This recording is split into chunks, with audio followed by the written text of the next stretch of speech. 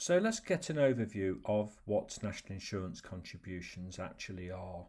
And while it's not really important to note, these aren't actually a tax, rather a mandatory contribution to the welfare state. And a lot of the money goes to the Department of Work and Pensions as opposed to going to the HMRC. But essentially, these are for everything but in name a tax, really.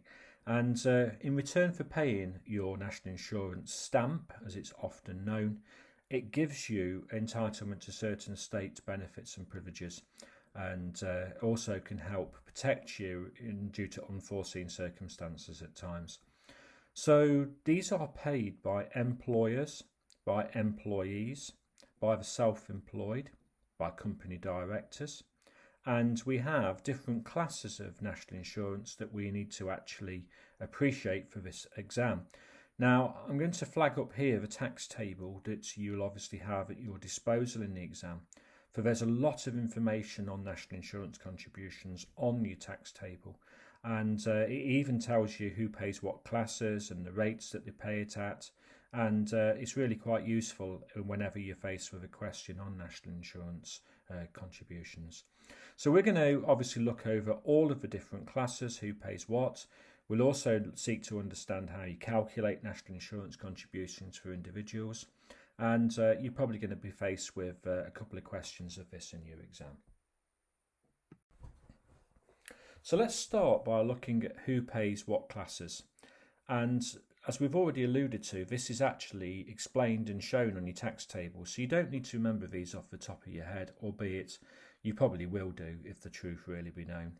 So Class 1 NICs is paid by ourselves as employees and also by our employers based on the salary that they pay us. And we can split this in half. There is essentially primary and secondary Class 1s paid. Primary paid by us as employees and secondary by employers. We'll also need to have a look at Class 1A, which is paid by employers only, and they're paid on benefits in kind basically. We've then got the two classes that are paid by the self-employed, Class 2 and Class 4, which we'll learn about in the forthcoming slides.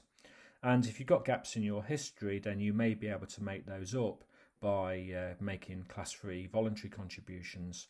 And although it's a rather limited market now for these, they're quite an important part of your broader understanding of NICs as they work. So the forthcoming slides will look at each of these in turn and explain as in what they are, what benefits they provide for you, and when you tend to pay them.